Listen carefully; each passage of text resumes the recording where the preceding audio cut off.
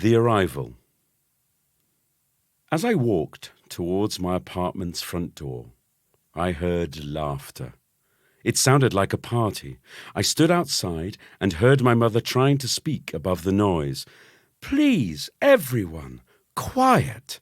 Let's all listen to Bernard. He's going to play his violin." The voices and laughter fell silent and were replaced by a pitiful squeak, part mouse, part instrument. People began to sing along. "London's burning, London's burning, fetch the engines, fire, fire, fire, fire, pour on water, pour on water." Not everyone knew the words to this English nursery rhyme, and the singing came to a stop. A very British voice asked, "Three blind mice, anyone?" Bernard. Oh no, Cousin Bernard. Weeks before, my mother had told me that he would be visiting Hong Kong. We were born at about the same time. He's the son of Auntie Grace, my mum's sister. We had played together when we were very little. Then he had moved to England. These days we rarely spoke to each other. Actually, we never spoke to each other. You will soon see why. I opened the door and saw my mum smiling brightly. Uncle Tam was sitting just a little too close to his new friend Jenny. She was wearing a cheongsam covered in lime green squares, bright purple circles, and orange blobs, the loudest cheongsam known to man. My younger sister Cherry lay on the floor playing with her pet dog Lollipop. There were many other friends squeezed into our small apartment, too many to introduce to you now. In the middle was Cousin Bernard. He had a silly grin on his face, and his violin was still beneath his chubby chin. "Timmy!" everyone shouted. My mood sank. I hate being called Timmy. "Say hello to Cousin Bernard. He's come all the way from London," said my mum. Bernard stood there, waiting to be greeted. How could I do this and continue to look cool? "Bernie," I said as brightly as I could. "All the way from England. How nice." My voice faded into thin air. "My name is Bernard, Timothy. Please address me by my proper name." The violin, still under my cousin's chin, bounced up and down as he spoke. You can begin to see why we never communicated. Uncle Tam piped up. "Bernard's a prefect, Timmy, and a member of the debating team." "Captain, actually," Bernie corrected. I was neither. Then my mother added, "He made us all a traditional English afternoon tea. Crumpets, jam, and Earl Grey tea. So delicious." Everyone nodded in agreement.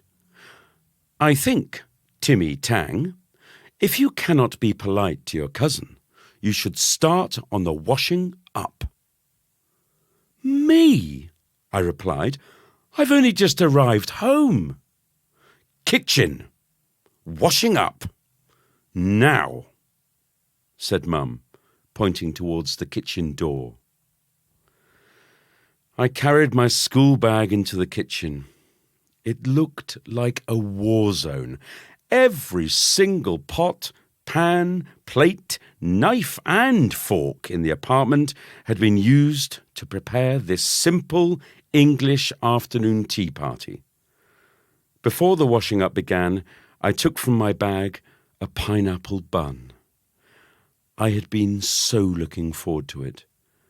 But at that very moment, Bernard, appeared. "Fancy a crumpet, Timothy?" he began. My name's Tim, Bernie, I replied. I don't want a crumpet, whatever that is. I've got a pineapple bun. A roar of laughter erupted from Bernie. A pineapple bun? What's a pineapple bun? We only eat pineapple on pizza in England. What's it called now? Yes, a Miami. There was more fake laughter. I heard my mother say to everyone, "Ha ha ha, listen, they're friends now." Little did she know. I was going to explain that there was no pineapple inside a pineapple bun when Uncle Tam joined us. He said, "Bernard, it's a Hawaiian, the pizza with pineapple. Pineapple buns are very popular in Hong Kong. Try one." My uncle stared at my snack. I glared back at him. Could he really be offering something that was not his to give? Bernard grabbed it. In one ugly movement, he pushed the whole thing into his mouth and began chewing.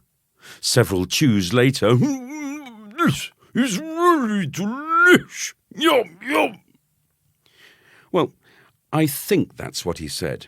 It was hard to tell. His mouth was still so full of my snack. "Try the English crumpet," Uncle Tam suggested to me. It reminded me of something that dogs leave behind on the street.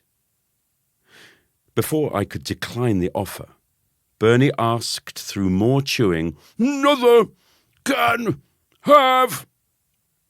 I could take it no more. "Don't you know how to speak English? It's may I have another pineapple bun, Bernie? May, not can." Bernie and Uncle Tam quickly returned to their guests. The kitchen was empty, and I was alone. I rolled up my shirt sleeves and put on my mum's apron, the one with "I love Hong Kong" on the front. Squeezing washing up liquid into the hot water, I asked myself why everyone disappeared when there was washing up to be done. Why was it always me that was left behind in the kitchen?